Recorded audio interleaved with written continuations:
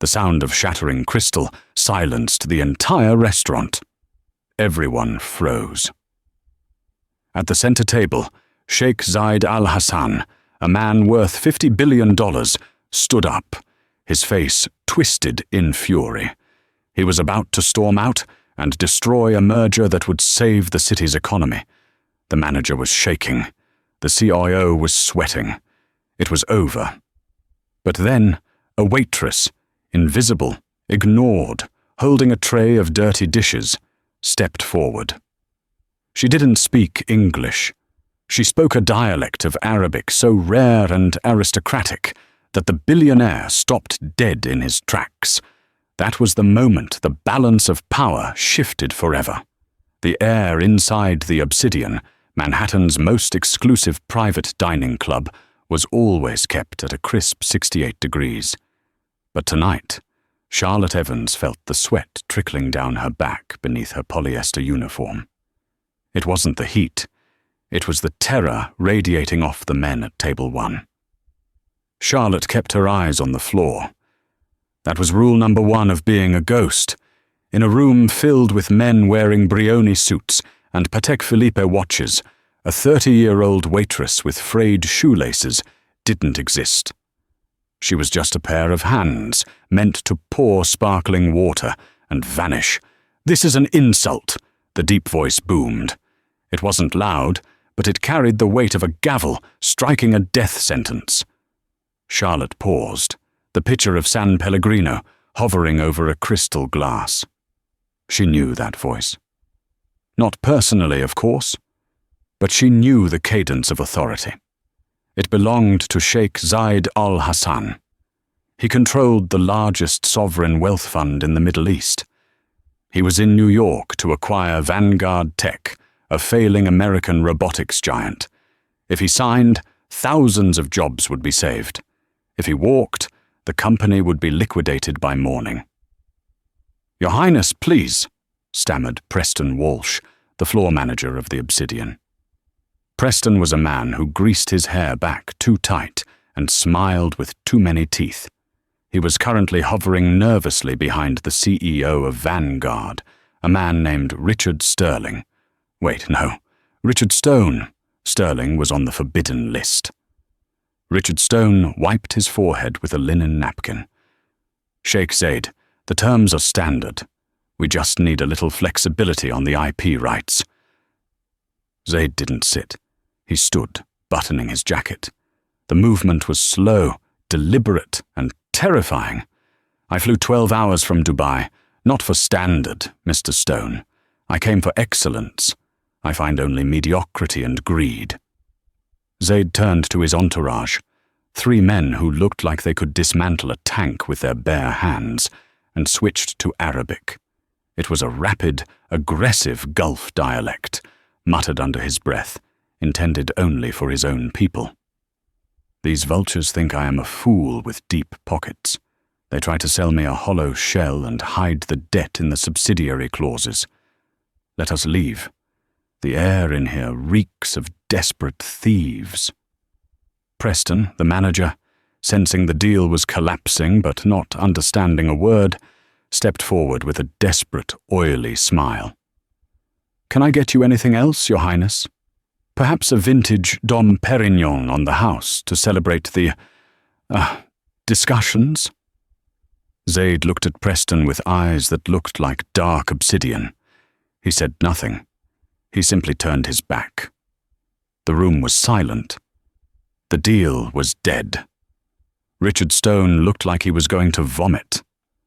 Preston looked like he was going to fire someone just to relieve the stress.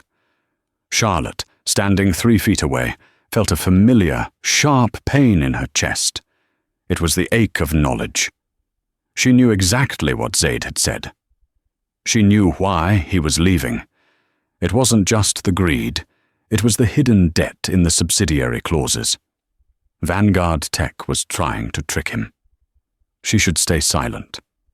She needed this job. She had rent to pay in a shoebox apartment in Queens. She had medical bills for her mother. She couldn't afford to be anything other than a ghost.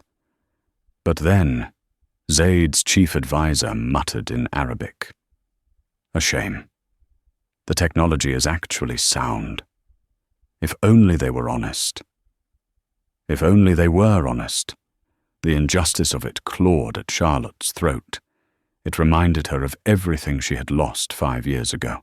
The silence, the lies, the way powerful men destroyed things just because they could. Without thinking, driven by a muscle memory she thought she had killed, Charlotte spoke. She didn't speak in the rough slang of the street. She spoke in flawless, modern standard Arabic, with the refined, lilting accent of a diplomat who had spent her childhood in the golden halls of Cairo and Geneva.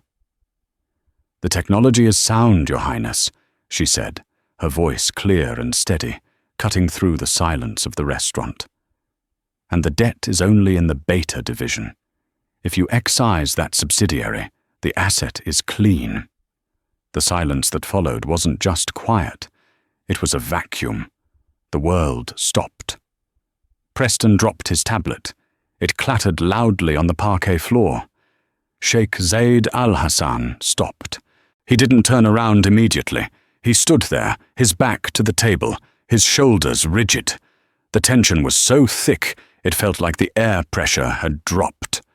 Slowly, terrifyingly, the billionaire turned. He didn't look at the CEO. He didn't look at the manager. He looked down, past the expensive suits, to the waitress holding a water pitcher. "Who said that?" Zaid whispered. The English was gone.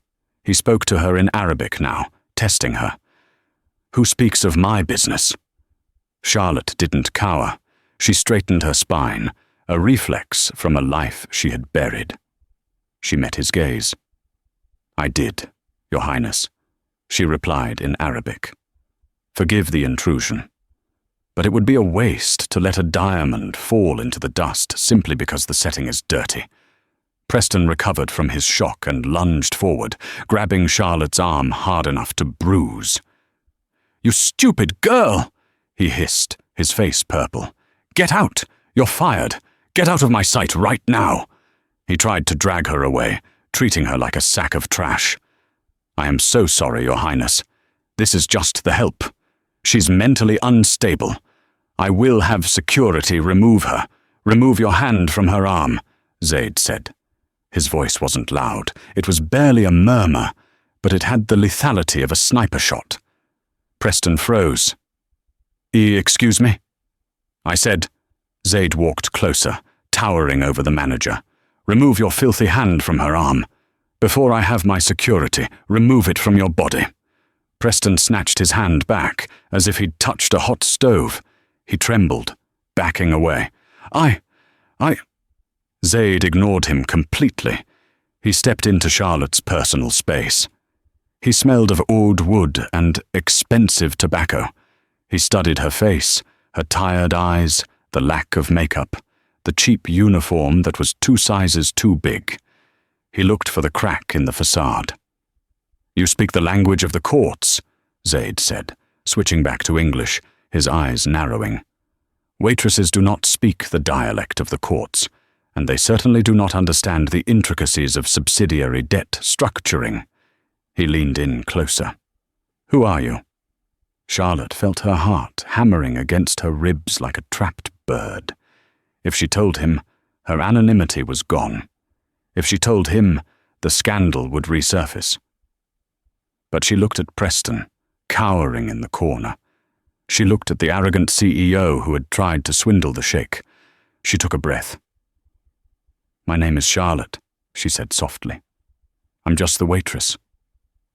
Zaid stared at her for a long second. Then a slow, dangerous smile spread across his face. "No," he said. "You are not." He turned to the CEO of Vanguard. "Mr. Stone, the deal is back on the table, but on one condition." Stone looked like he had just been pardoned from the gallows. "Anything. Anything, Your Highness." Zaid pointed a manicured finger at Charlotte. She translates. "Only her. If she leaves this room, I leave the country." The private dining room of the Obsidian was transformed into a war room. The appetizers, white truffle scallops that cost more than Charlotte's monthly rent, sat uneaten on the table. Preston, the manager, had been banished to the hallway, forced to stand guard like a naughty schoolboy. Inside, the dynamic had shifted violently. Charlotte was no longer standing. Sheikh Zaid had insisted she sit, not just anywhere, but at the head of the table, to his right. "Read Clause 14, Zaid commanded, sliding the heavy legal binder toward her. Charlotte looked at the document. It had been 5 years since she had looked at a merger contract. 5 years since the disaster that had ruined her father's life and left her destitute. Her hands shook slightly as she touched the paper. "Water!" Zaid snapped at one of his own aides. The aide scrambled to pour Charlotte a glass. The irony was so sharp it almost cut her. 10 minutes ago, she was the invisible servant. Now, a billionaire's assistant was serving her. She drank, cleared her throat, and began to read. As her eyes scanned the dense legal jargon, the fog in her brain cleared. This was her world. This was what she was born to do. She was the daughter of Robert Evans, the former US ambassador to Saudi Arabia. She had grown up in embassies. She had learned 4 languages before she learned to ride a bike. She had graduated top of her class at Georgetown. "Here," Charlotte said, pointing to a paragraph buried on page 40. She looked up at Richard Stone. "Mr. Stone, this paragraph defines liquid assets to include the pension fund. If the Sheikh signs this, he's legally liable for the underfunded pensions of 20,000 workers. That's a $400 million liability you hid in a definition." Zaid turned to Stone. The look on his face was terrifyingly calm. "Is this true?" Stone turned pale grey. It's a standard accounting practice." "It is theft," Zaid said. He took a gold pen from his pocket, crossed out the paragraph with a violent slash, and initialed it. "Fix it, or I buy your competitor tomorrow and crush you." Stone nodded frantically, scribbling changes. For the next 2 hours, Charlotte Evans dismantled the contract. She found 3 tax loopholes, 2 hidden liabilities, and a clause that would have given the CEO a golden parachute, even if the company failed. She protected Zaid's interests with a ferocity that surprised even her. She wasn't doing it for Zaid. She was doing it because she hated liars. She hated men like Stone, men who reminded her of Damien, her ex-fiancé. Damien, who had stolen her research, framed her father for embezzlement, and left her with nothing but a blackened name and a mountain of legal debt. When the final page was signed, Zaid closed the folder. The room felt lighter. The billions were secure. "You have saved me approximately $600 million tonight," Zaid said, leaning back in his chair. He watched her carefully. "And yet, you wear shoes that have holes in the soles." Charlotte instinctively pulled her feet under the chair. "I manage, Your Highness." "How?" Zaid asked. "How does a woman with a mind like a steel trap end up serving water to idiots?" "Life happens," Charlotte said, standing up. "I should get back to work. Preston will deduct these hours from my pay if I don't clean the table." "Preston will do no such thing," Zaid said. He stood up as well. "Walk with me." "I can't. I'm on shift. I just bought this building," Zaid lied. Or maybe he wasn't lying. With men like him, it was hard to tell. "Walk with me." They walked out of the private room and into the main dining hall. The restaurant was buzzing. When they emerged, the chatter stopped. Everyone stared. The striking Arab billionaire and the waitress in the stained apron. Preston came running up, sweating. "Your Highness, I hope everything was satisfactory. I have prepared the bill." "There is no bill," Zaid said. "And she is done for the night." "Done?" Preston blinked. "She has side work to do. The salt shakers need refilling." Zaid laughed. It was a cold, harsh sound. "You are a small man, Preston. I am taking her. She is coming with me to my hotel." Charlotte stiffened. "Excuse me?" Zaid turned to her, his eyes softening just a fraction. "Not for that. Do not insult me. I have a team of lawyers meeting me at the plaza in 1 hour to finalize the acquisition. I need a neutral eye. I need you." "I'm not a lawyer," Charlotte said defensively. "No," Zaid agreed. "You are better. You are honest." He reached into his jacket pocket and pulled out a money clip. He peeled off a stack of $100 bills, it must have been $5,000, and tossed it onto Preston's chest. The bills fluttered to the floor like dead leaves. "That buys her time for the week," Zaid said to the stunned manager. "If she is not treated with respect when she returns, I will buy this restaurant, turn it into a parking lot, and hire you as the attendant." He turned to Charlotte. "Coming, Miss Evans." Charlotte looked at the money on the floor. She looked at Preston, who was gaping like a fish. She looked at the door. She thought about the overdue rent notice on her kitchen table. She thought about her mother's medication, which she had been rationing. "I need to change," she said. "No time," Zaid said, already walking toward the exit. "The world waits for no one. You can wear the apron. It will remind my lawyers to be humble." Charlotte untied her apron, threw it onto Preston's face, and followed the billionaire out into the cool New York night. As she stepped onto the sidewalk, a fleet of 3 black Cadillac Escalades was waiting. A driver opened the door. Charlotte hesitated. "You know my last name," she said, looking up at Zaid. "I never told you my last name." Zaid smiled. It was the first genuine smile she had seen. "Charlotte Evans," he said. "Daughter of Robert Evans. Top of your class at Georgetown. Disgraced 5 years ago in the global energy scandal. Blacklisted from every firm in D.C., disappeared from the face of the earth." Charlotte felt the blood drain from her face. "How?" "I have people who can find a grain of sand in the desert in 5 minutes," Zaid said, gesturing for her to get in the car. "I knew who you were the moment you spoke about the subsidiary debt. I remember the scandal. I never believed it." He leaned in, his voice dropping to a whisper. "I know you didn't steal that money, Charlotte. I know it was Damien Thorne." The name hit her like a physical blow. Damien Thorne, the man she had loved, the man who had ruined her. "Why are you telling me this?" she whispered. "Because," Zaid said, his eyes hard as flint. "Damien Thorne is the lead counsel for the bank representing Vanguard Tech. He will be in the meeting at the plaza in 20 minutes. Zaid held out his hand. "He thinks you are dead or broken. Would you like to show him he is wrong?" Charlotte looked at the billionaire's hand. Then she looked at the city skyline. The fear evaporated, replaced by a cold, burning anger she had suppressed for 5 years. She took his hand. "Let's go," she said. The interior of the Cadillac Escalade was a sanctuary of silence and cream leather, a stark contrast to the chaotic noise of the New York streets outside. Charlotte sat rigidly, her hands clenched in her lap, the grease stains on her uniform serving as a humiliating anchor to her reality. Sheikh Zaid al-Hassan didn't look at her.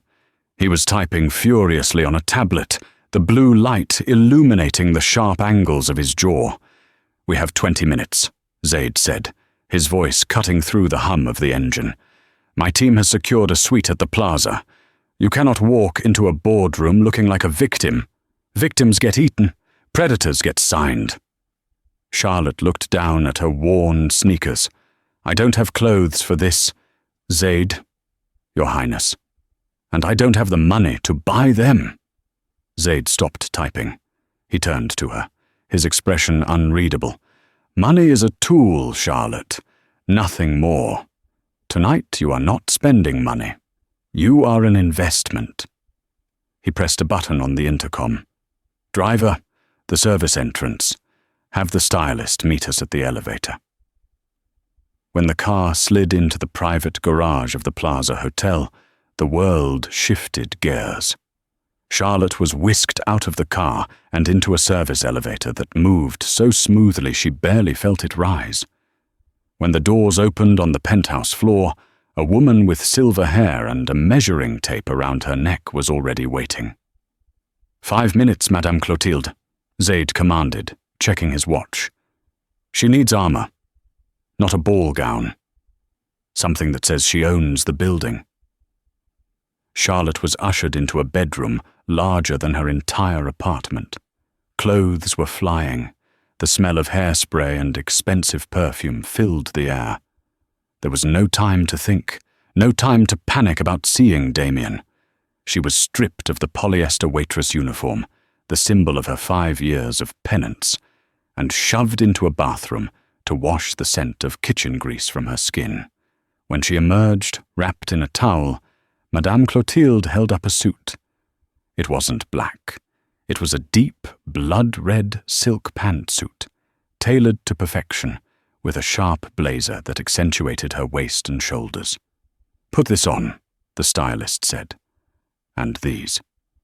She pointed to a pair of black Louboutin heels that looked like weapons. As Charlotte dressed, she caught her reflection in the full-length mirror. For a second, she didn't recognize herself.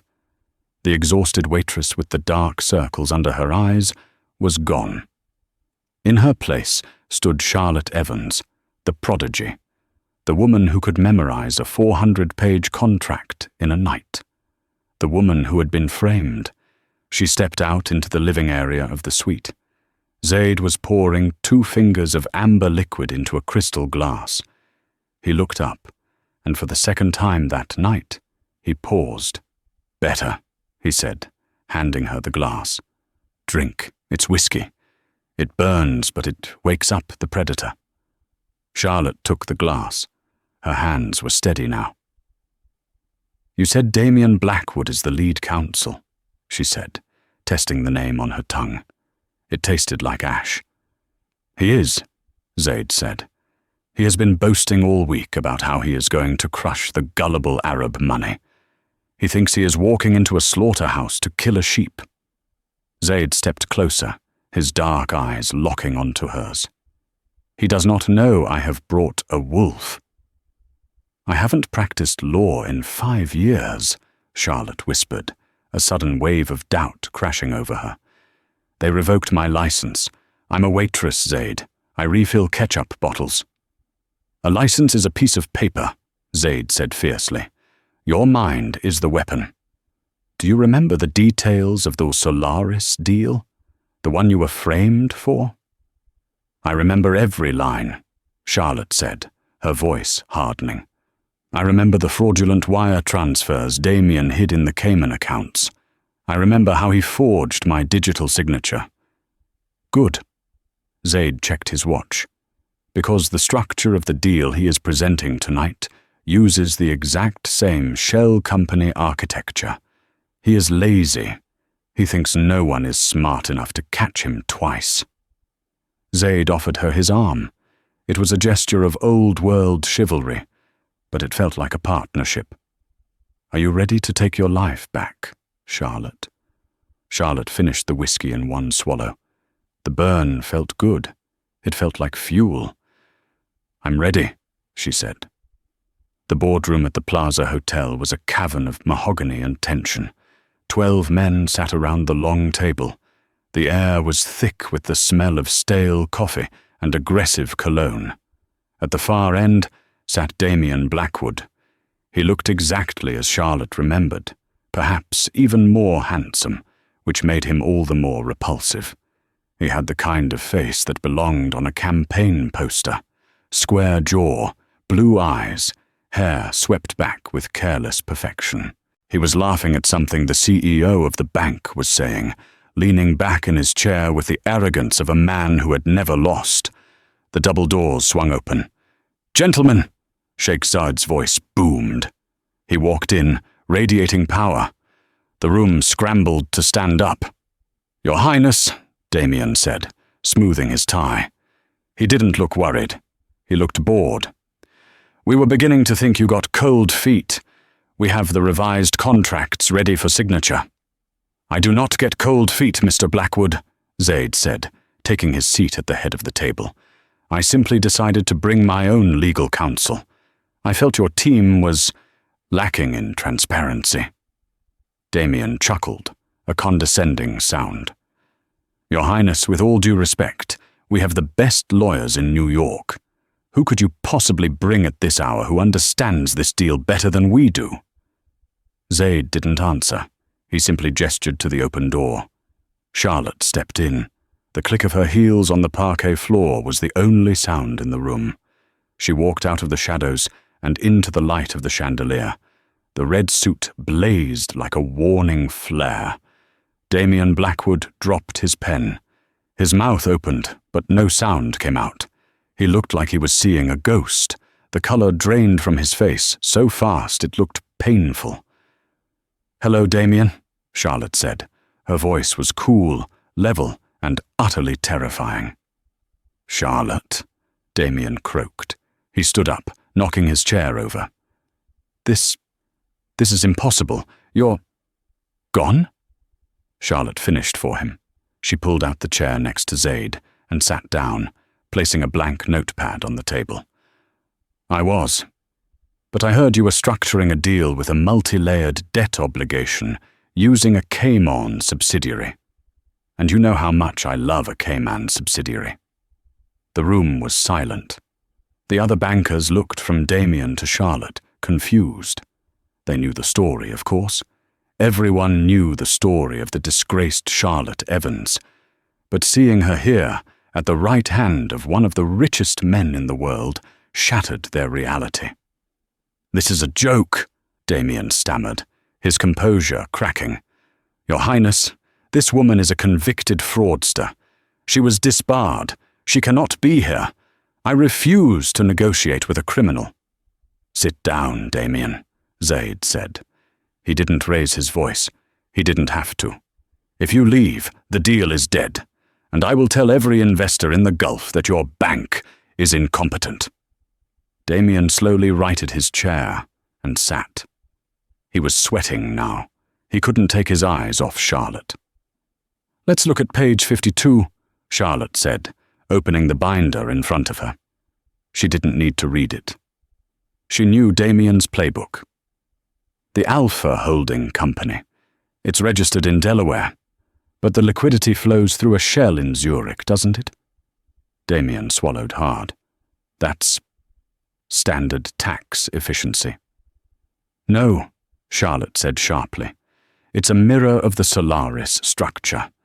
You're using the Zurich shell to hide the toxic assets from the acquiree's balance sheet. Which means the sheikh isn't buying a company. He's buying $1 billion of bad debt wrapped in a pretty bow." She looked up, meeting Damien's eyes. "And when the debt defaults in 6 months," she continued, "the sheikh loses his investment and your bank collects the insurance payout, just like you did with Solaris, just like you did to my father." The accusation hung in the air like smoke. The CEO of the bank, a grey-haired man named Mr. Henderson, turned to Damien. "Is this true, Blackwood? Is the Zurich shell active?" "It's complicated," Damien sputtered. "She doesn't understand the nuances." "I understand that you are trying to defraud a sovereign wealth fund," Charlotte interrupted. She slid a piece of paper across the table. It wasn't a legal document. It was a napkin she had written on in the car. "This is the restructuring plan," she said. "We remove the Zurich shell. We place the toxic assets in a quarantined trust, and we lower the acquisition price by 20% to account for the risk." She smiled at Damien, a smile that didn't reach her eyes. "Or we walk. And tomorrow morning, the sheikh holds a press conference explaining exactly why he walked. I wonder how your stock price will handle that." Mr. Henderson looked at the napkin. Then he looked at Zaid. Then he looked at Damien, who was now trembling with suppressed rage. "Do it," Henderson said. "Redraft the papers." "But sir," Damien protested. "I said do it," Henderson barked. "And Blackwood, you're off the lead. Get out of the room." Damien stood up. He gathered his briefcase, his hands shaking. As he walked past Charlotte, he leaned down, his voice a venomous hiss. "You think you've won?" he whispered. "You're just a waitress playing dress-up. I know where you work. I know where you live. This isn't over." Charlotte didn't flinch. She turned her head and looked him dead in the eye. "I don't live there anymore, Damien. And I'm not playing." As the door closed behind him, Charlotte felt a trembling in her own hands. She hid them under the table. She had done it. She had faced the monster, and she hadn't blinked. Beside her, Zaid didn't say a word. He just poured more water into her glass, a silent gesture of infinite respect. It was 3 a.m. when the final signatures were dried on the new contracts. The acquisition of Vanguard Tech was complete.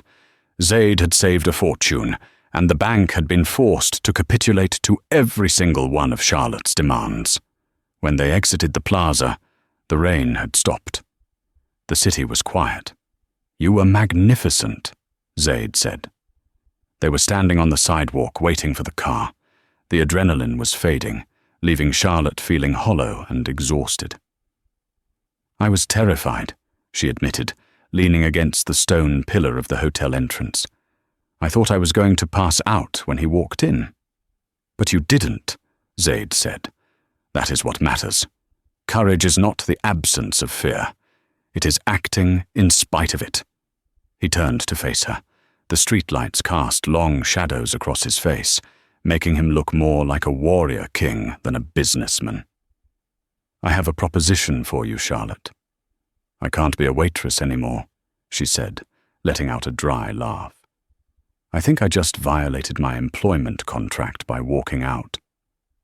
"Forget the restaurant," Zaid said, dismissing her past life with a wave of his hand. "Come to Dubai. Be my chief strategy officer. The position pays $500,000 a year, plus bonuses. I need someone who can see through the lies. I need you." Charlotte stared at him.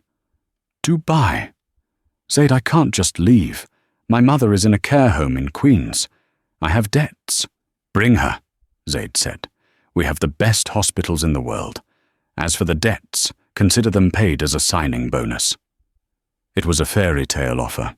It was the escape rope she had been praying for every night for 5 years. But she looked at Zaid, really looked at him. "Why?" she asked. "You could hire anyone. Why me?" "Because I speak Arabic." Zaid stepped closer. The distance between them vanished. The energy shifted from professional to something more dangerous, more electric.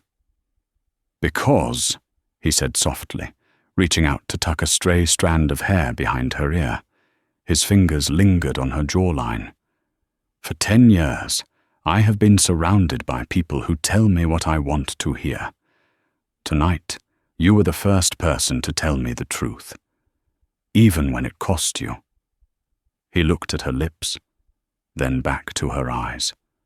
"And because," he added, his voice dropping an octave, "I have never seen anyone destroy a man with such elegance. It was intoxicating." Charlotte's breath hitched. Her heart, which had just slowed down, began to race again. She realized with a jolt that she wasn't just attracted to his power.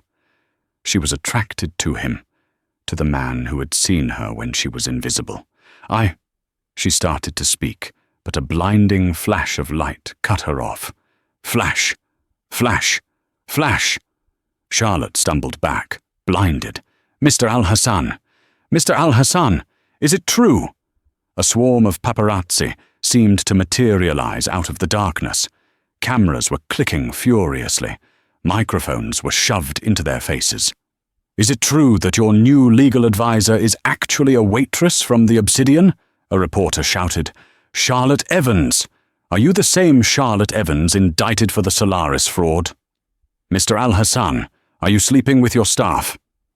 Zaid's security team was instantly around them, forming a human shield.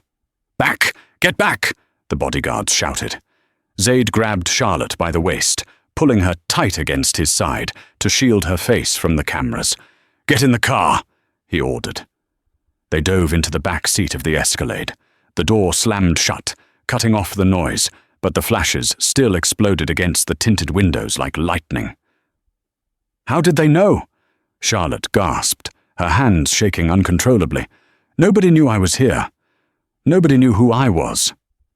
Zaid's face was dark with fury. He pulled out his phone and opened a news app. Look, he said, holding the screen up. It was a headline from the New York Chronicle, published 3 minutes ago. The Billionaire and the Beggar. Sheikh Zayed risks Vanguard merger on advice of disgraced fraudster Waitress. And there was a photo. A grainy, high-resolution photo of Charlotte in her Waitress uniform, scrubbing a table, placed side by side with a photo of her entering the plaza in the red suit. Damien, Charlotte whispered. He didn't just leave. He called the press. He is trying to humiliate you, Zaid said, his knuckles white as he gripped the phone. He wants to make you toxic, so I have to fire you. Charlotte looked out the window at the swarming photographers. Her past had caught up with her. The nightmare wasn't over. It had just moved to a bigger stage. It worked, she said, tears pricking her eyes. You can't hire me now, Zaid. The board won't allow it. The investors will panic. I'm a liability. She reached for the door handle. I should go. I should just disappear again. Zaid's hand shot out, grabbing her wrist. His grip was iron. No! He growled. He pulled her back, forcing her to look at him. His eyes were blazing with a terrifying intensity. He thinks he can use the media to shame us? He thinks he can dictate my choices? Zaid leaned in, his face inches from hers. He has just made the biggest mistake of his life. He declared war, and I do not lose wars. What are you going to do? Charlotte asked, trembling. Zaid looked at the paparazzi outside, then back at her. A cold, ruthless smile formed on his lips. He wants a headline? I will give him a headline. Tomorrow morning, I am not just announcing the merger. He paused. I am announcing our engagement. Charlotte's eyes went wide. What? It is the only way to protect you, Zaid said rapidly. If you are my employee, it is a scandal. If you are my fiancé, it is a romance. The media loves a Cinderella story. It grants you diplomatic immunity in the court of public opinion, and it gives me the power to destroy Damien completely. Fake an engagement? Charlotte asked, her head spinning. Until the dust settles, Zaid said. Unless... He hesitated, his gaze dropping to her lips again. Unless you want it to be real. The car sped away into the night, leaving the cameras behind, but Charlotte knew the real storm was just beginning. The morning sun hit the penthouse windows of the Plaza Hotel, but Charlotte Evans didn't feel the warmth. She felt the cold dread of a woman standing on a precipice. Overnight, the world had changed. Her phone, which she had turned on for 30 seconds, had exploded with 300 notifications before crashing. The photo of her in the Waitress uniform was everywhere. The narrative Damien Blackwood had spun was taking hold. The gold-digging fraudster, seducing the Arab prince. Stop looking at it, Zaid said. He walked into the living room of the suite. He was dressed in a charcoal three-piece suit that cost more than Charlotte's father's house. He looked calm, invincible, a stark contrast to the storm raging outside. They're calling me a predator, Zaid, Charlotte said, her voice shaking as she pointed at the TV. which was muted, but showing a scrolling ticker with her name. "They're saying I tricked you, that I'm using you to launder my reputation." "Let them talk," Zaid said, pouring 2 cups of strong Turkish coffee. "Sheep always bleat when they see a wolf. Today, we silence them." He handed her a cup. "The press conference is in 2 hours. Vanguard Tech is officially mine. But the press doesn't care about the robotics. They care about us." Charlotte took the coffee. "And the engagement? You're serious?" "I am a man of my word," Zaid said. He reached into his pocket and pulled out a velvet box. He snapped it open. Inside sat a ring that made Charlotte gasp. It wasn't a typical diamond. It was a rare, vivid yellow diamond, easily 10 carats, surrounded by a halo of flawless white stones. It looked like a captured sun. "This is the Nur al-Saba," Zaid said softly. "The light of morning. It has been in my family vault for 60 years. It is worth $12 million. Charlotte pulled her hand back. "Zaid, I can't. If this is fake, I can't wear a national treasure. What if I lose it? What if—" "It is not fake," Zaid interrupted, taking her hand and sliding the ring onto her finger. It fit perfectly. "The engagement is a strategy, yes. But the protection I offer you is real. The respect I have for you is real." He held her hand, looking at the ring. "Wear it like armor, Charlotte. When you walk into that room, you are not a waitress. You are the future wife of Sheikh Zaid al-Hassan. You outrank everyone in that room, including Damian Blackwood." The Lion's Den. The ballroom of the plaza was packed to capacity. Every major news network was there. The flashbulbs were a blinding strobe light as Zaid and Charlotte walked onto the stage. Charlotte wore a cream-colored dress that was modest, yet devastatingly chic, chosen by Zaid's stylists to project an image of pure, untouchable class. But it was the yellow diamond on her hand that drew every eye. It flashed like a beacon. Zaid stood at the podium, gripping the sides. He waited for silence. He didn't ask for it. He simply waited until his presence forced the room to quiet down. "Ladies and gentlemen," Zaid began, his voice deep and commanding. "You are here to discuss the acquisition of Vanguard Tech, a deal that will revolutionize the robotics industry." He paused, scanning the front row. There, sitting with a smug, predatory grin, was Damian Blackwood. He had managed to get a press pass. He was looking at Charlotte like a cat looking at a trapped mouse. "However," Zaid continued, "I see the headlines this morning. I see the lies being spread by jealous, small men." Zaid looked directly at Damian. "You ask who Charlotte Evans is. You call her a waitress. You bring up a past scandal that was manufactured by criminals to hide their own theft." A murmur went through the crowd. Damian's smile faltered slightly. "Charlotte Evans is not just my advisor," Zaid announced, his voice rising. "She is the woman who saved this company from bankruptcy last night. She is a genius of finance, and—" Zaid turned to Charlotte, extending his hand. She stepped forward, her heart pounding against her ribs. She placed her hand in his. "She is my fiancée." The room erupted. Reporters were shouting over each other. "Your Highness, when is the wedding? Miss Evans, what do you say to the charges of fraud?" Damian Blackwood stood up. He couldn't help himself. His arrogance was his fatal flaw. "This is a farce!" Damian shouted, his voice cutting through the noise. "She's a convicted criminal. You can't marry her. This is a publicity stunt to distract from the fact that she's incompetent." The room went deadly silent.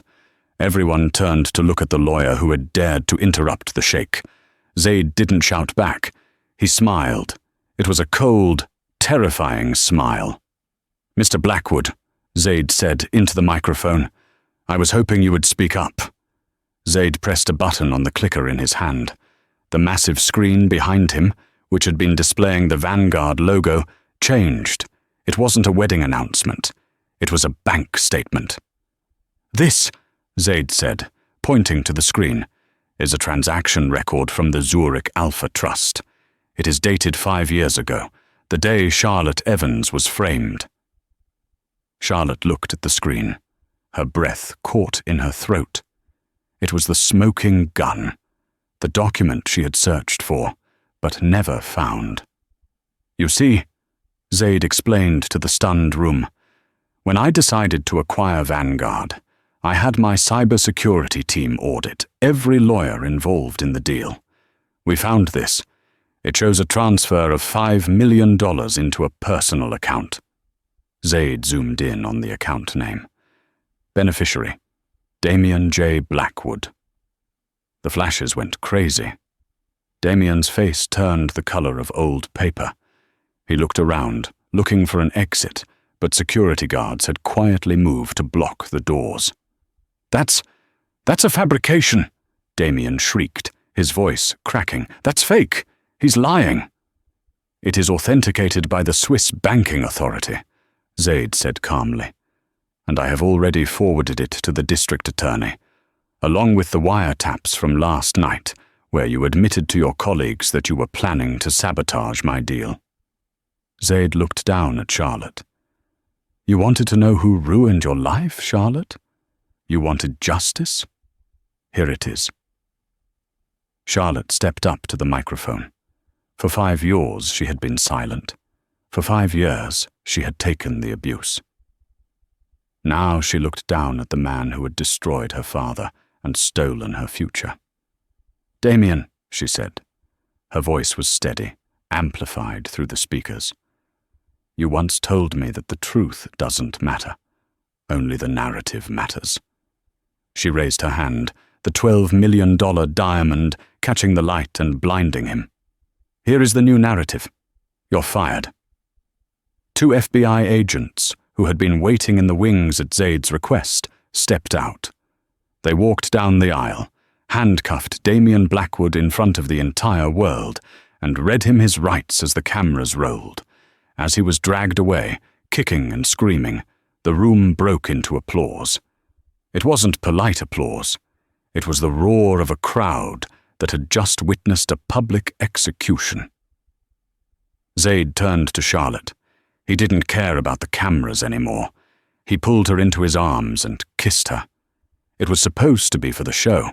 It was supposed to be the seal on the fake engagement. But when his lips touched hers, the world fell away. It wasn't acting. It was possessive, passionate, and overwhelmingly real. Charlotte clung to his lapels, melting into him, realizing that the fake armor had just become her real skin. 3 days later, the dust had not settled. It had turned into gold dust. The arrest of Damien Blackwood was the biggest story in New York. Charlotte Evans had been fully exonerated. Her license was reinstated by the Bar Association with a public apology. The bank, desperate to save face, had offered her a multi-million-dollar settlement for wrongful termination and defamation. But Charlotte wasn't thinking about the money. She was standing on the balcony of Zaid's private penthouse, overlooking Central Park. The engagement ring was still on her finger. She twisted it nervously. The show was over. Damien was in jail. The deal was signed. Logically, this was the part where Zaid thanked her, paid her the bonus, and they went their separate ways. The thought made her chest ache with a physical pain she hadn't expected. She heard the sliding glass door open behind her. "The settlement papers arrived," Zaid said, stepping out into the cool evening air. "You are a wealthy woman, Charlotte. Independent. You can go anywhere, do anything." Charlotte kept her back to him. She didn't want him to see the tears threatening to spill. "Yes, I suppose I can. You could buy your own restaurant now," Zaid teased gently, moving to stand beside her. Fire Preston yourself." Charlotte managed a weak laugh. "I think I'm done with restaurants." Silence stretched between them. The city lights twinkled below, indifferent to their heartbreak. "So," Charlotte whispered, "I guess this is it. The contract is fulfilled." She reached for the ring. "I should give this back. It belongs in your family vault." Zaid's hand covered hers, stopping her. His skin was warm, his grip firm. "No," he said. "Zaid, the press is gone," Charlotte said, her voice trembling. "You don't have to keep pretending. You saved me. We're even. Is that what you think this is?" Zaid turned her to face him. His eyes were dark, intense, searching hers. "A transaction? A balance sheet?" "You're a billionaire, Sheikh," Charlotte said, a tear finally escaping. "I'm a waitress from Queens. Let's not pretend the Cinderella story works in real life. Kings don't marry the help." "You are not the help," Zaid said fiercely. "You are the only woman I have ever met who challenges me. You are the only one who sees me, not the money." He stepped closer, boxing her in against the railing. "When I kissed you on that stage," Zaid murmured, his voice rough with emotion, "I wasn't thinking about the cameras. I wasn't thinking about Damien. I was thinking that if I let you go, I would be the biggest fool on earth." He took her face in his hands. "The engagement was a lie, Charlotte. But I don't want to lie anymore. I want to make it true." Charlotte stared at him, her heart hammering so hard she thought he must feel it against his chest. You want to marry me? For real?" "I want you to be my partner," Zaid said. "In business, in life. I want to wake up every morning and argue with you about contracts. I want to see you wear this ring until we are old and grey." He wiped the tear from her cheek with his thumb. "I love you, Charlotte. I think I loved you the moment you spoke Arabic and told me I was being swindled." Charlotte let out a breath she felt she had been holding for 5 years. The shame, the fear, the loneliness, it all evaporated. "I love you too," she whispered, "and I'm keeping the ring." Zaid laughed, a rich, happy sound that echoed over the city. "It is yours, just as I am yours." He kissed her again, and this time there were no cameras, no audience, just a man and a woman, high above the world, rewriting their own ending. 6 months later, the Obsidian restaurant was under new management.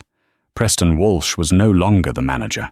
He was currently working the drive-thru at a fast food joint in Jersey, a job he had been lucky to get after Zaid al-Hassan blacklisted him from every fine dining establishment in the tri-state area. Tonight, the restaurant was closed for a private event. Charlotte al-Hassan sat at table 1, the same table where she had once poured water. She was wearing a gown of emerald silk. Across from her sat Zaid. "How is the service?" Zaid asked, his eyes twinkling. "Terrible," Charlotte joked, taking a sip of vintage wine. "I might have to speak to the owner." "The owner is very stubborn," Zaid grinned, "but he adores his wife." Charlotte looked around the room. It was where her life had fallen apart, and where it had been put back together. She thought of Damien, currently serving a 10-year sentence for fraud. She thought of her father, who had lived to see his name cleared and was now living comfortably in a guest house on their Dubai estate. She looked at Zaid. "Thank you," she said softly. "For what?" "For seeing me." Zaid reached across the table and took her hand, the yellow diamond glowing in the candlelight. "You were never invisible, Habibti," he said. "The world was just blind." What an incredible journey for Charlotte. From being an invisible waitress, ignored by the world, to taking down a corrupt billionaire and finding true love with Sheikh Zaid. She proved that integrity and intelligence are the ultimate superpowers. It's a powerful reminder that no matter how hard life hits you or how many Damiens try to tear you down, your moment will come if you stay true to yourself. Karmic justice is real, and sometimes it arrives in a Rolls Royce. If you enjoyed this story of revenge, romance, and redemption, please give this video a big thumbs up. It really helps the channel grow. What would you have done if you were in Charlotte's shoes? Would you have forgiven Damien or sent him to jail? Let me know in the comments below. Don't forget to subscribe and hit the bell icon so you never miss our next dramatic story.